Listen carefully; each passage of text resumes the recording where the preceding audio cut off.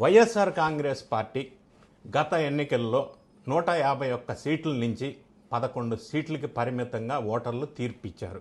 First point.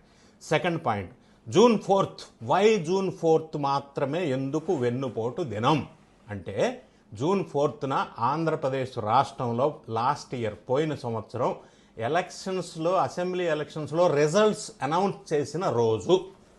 అంటే results announce చేశారు, వైఎస్ఆర్ కాంగ్రెస్ పార్టీలు ప్రజలు తిరస్కరించారు.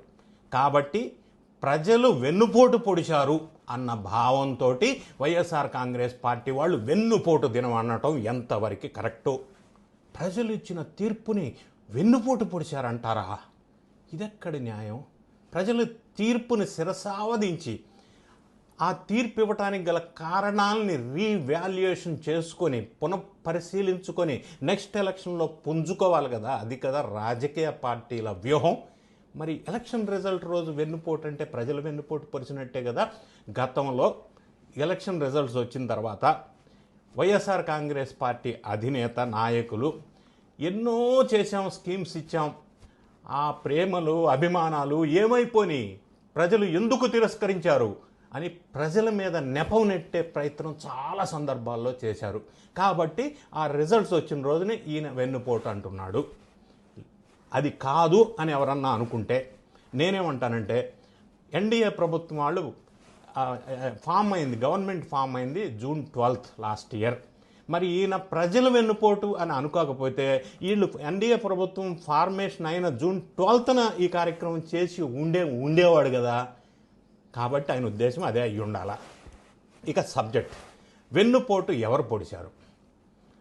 ఈ పార్టీల్లో ఏ పార్టీ వెన్నుపోటు పొడిచింది ప్రజలని అనేది ఒక్కసారి ఆలోచిద్దాం. మరి వైఎస్ఆర్ కాంగ్రెస్ పార్టీ ఎలక్షన్కు ముందు మద్యపాన నిషేధం చేస్తాను, ఓట్లేయండి అని అడిగారు. మద్యపాన నిషేధం చేయకపోగా గవర్నమెంట్ ఆధ్వర్యంలో మద్యం షాపులు నడిపి భారీ ఎత్తున భారతదేశంలోనే అతి పెద్ద స్కామ్, మద్యం స్కామ్ చేశారనేది ఇప్పుడు విచారణలో వెలుగులోకి వస్తున్న విషయాలు మీ అందరికీ తెలుసు. ఆ స్కాము ఎక్కువ మొత్తంలో డబ్బు కమాయించారు, విదేశాలకి తరలించారు అనేది ఒక పార్ట్.